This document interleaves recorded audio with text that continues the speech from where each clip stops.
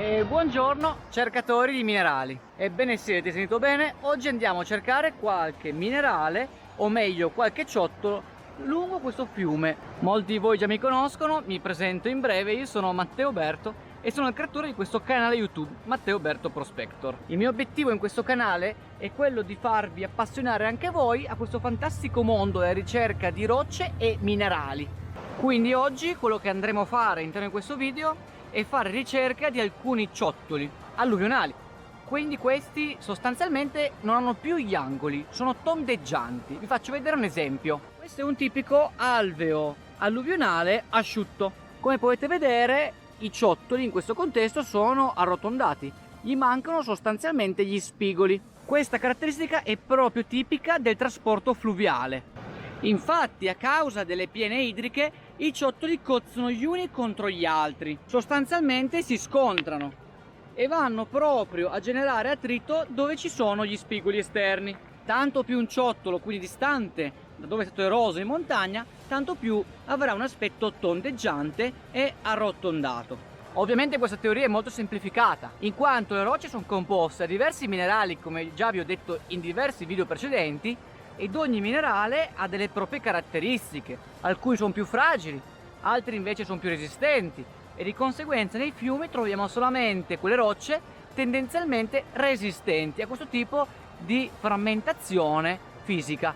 Ma adesso mettiamo da parte un po' la teoria e ci cimentiamo a trovare qualche ciottolo, anche perché poi nel corso del video voglio lavorarlo con voi grazie a taglierine da banco che ho a casa e magari farne dei cabochon.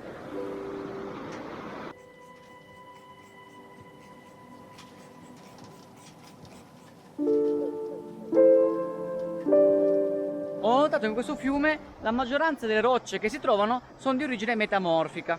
Voglio un attimo darvi qualche spunto e anche qualche indizio scientifico per capire meglio queste rocce. In buona sostanza, questo è un esempio di come una roccia possa subire enormi temperature e pressioni. Dovete sapere infatti che è andata a diversi chilometri di profondità durante la formazione delle Alpi, quindi decine di milioni d'anni fa. E inoltre è interessante notare, perché in questa roccia sono presenti diverse bande composizionali, composte a loro volta da diversi minerali, che questo colore verde e questo colore rosso si alternano. Inoltre, se andassimo a vedere bene questa roccia, si noterebbe che alcune di queste bande tendono a piegarsi e a formare delle vere e proprie pieghe. La differenza cromatica delle due bande è interessante, perché ci permette di visualizzare, di vedere meglio come queste località siano piegate. Quindi immaginate le temperature e pressioni per rendere questi livelli duttili e di conseguenza piegarli. Le rocce metamorfiche tendenzialmente sono rocce abbastanza resistenti all'azione del fiume e quindi anche un buon indicatore della presenza di minerali densi e duri. Quando vi parlo di minerale denso, sicuramente vi ricorderete anche dell'oro, che in diversi video nel canale siamo già andati a trovare in diversi fiumi lungo il Piemonte. Cercare di capire con che pietra avete a che fare è interessante per comprendere se vi fossero anche dei minerali di valore a monte. Però prima voglio ricordarvi innanzitutto che l'analisi che stiamo facendo è un'analisi che si dice a campione a mano. Sostanzialmente alcuni minerali riusciamo già a identificarli ad occhio, ma tendenzialmente per comprendere appieno quale sia il nome e la tipologia di quella roccia bisogna fare delle ulteriori analisi. Di solito si fanno almeno delle sezioni sottili. Sostanzialmente si vanno a tagliare delle fette molto sottili di rocce e si vanno a osservare al microscopio polarizzante. Vi sono anche molti altri tipi di analisi, ma non voglio andarvi ad annoiare ulteriormente.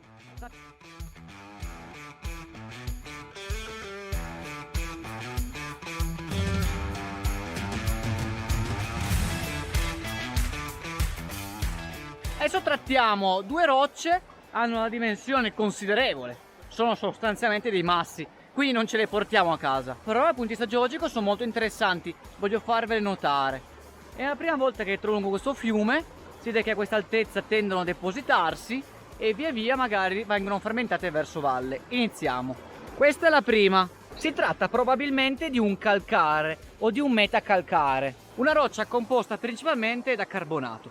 Fosse più metamorfosata si potrebbe anche chiamare marmo, ma non è proprio questo il caso, perché non vedo una struttura riconducibile a una roccia metamorfica. Quindi sostanzialmente questa roccia non ha subito probabilmente quelle grandi pressioni e temperature tipiche delle rocce metamorfiche, che almeno in questo caso da un calcare e trasformerebbe in un marmo. Nel caso in cui andaste a versare una gocciolina di acido cloridrico qua sopra, sicuramente vedreste che friggerebbe, sostanzialmente farebbe reazione. Andiamo a prendere anche questo, che è proprio un marmo, così andiamo poi a tagliarlo e faccio vedere come è fatto dentro.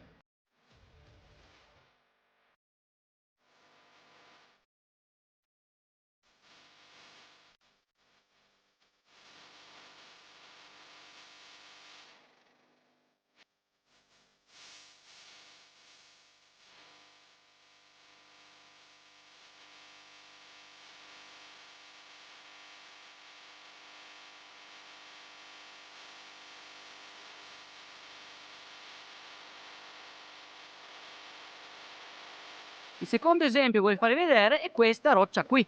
In questo caso è uno gneiss, sostanzialmente un granito metamorfosato. Vedete come dal momento in cui iniziate a capire che le rocce possono subire pressioni e temperature importanti, cambiare la loro struttura, la loro composizione anche mineralogica, ecco che sostanzialmente le rocce prodotte in tanti altri contesti, come per esempio un calcare al fondo del mare può diventare un marmo, oppure un granito può diventare uno gneiss. Tutte le rocce possono essere a loro volta di nuovo erose, di nuovo sedimentate e di nuovo possono essere fuse, piuttosto che poste a enormi pressioni e temperatura. Alla fine la natura è un ciclo.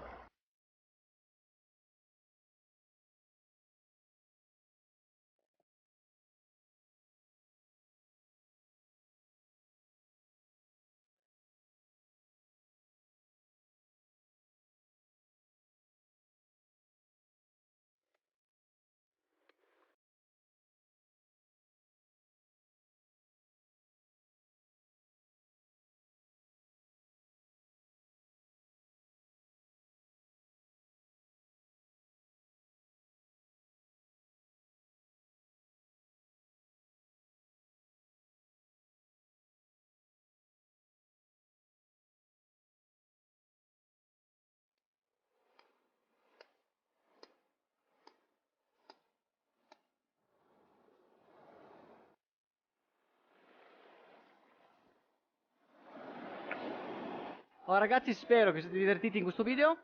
Adesso andremo a casa a tagliare qualche campione, a sezionarlo e vedremo assieme che cosa ne uscirà. Speriamo qualcosa di interessante per farne dei cabochon.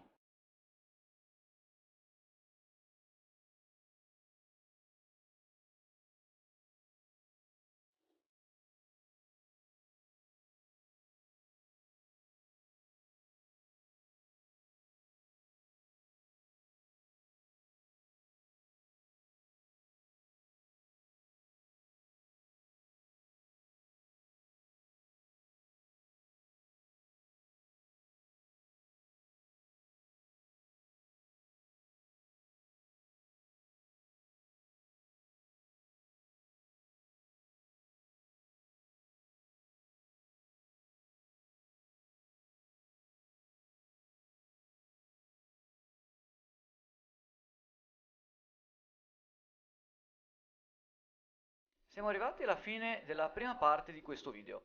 Nel prossimo andremo a trattare come ho lavorato le fette prodotte attraverso questa segagione, i risultati che ho ottenuto e le difficoltà che ho incontrato. Quindi se non volete perdervi i contenuti di questo canale, mi raccomando di iscrivervi e di attivare la campanella per non dimenticare nessun video in uscita. Ciao ragazzi!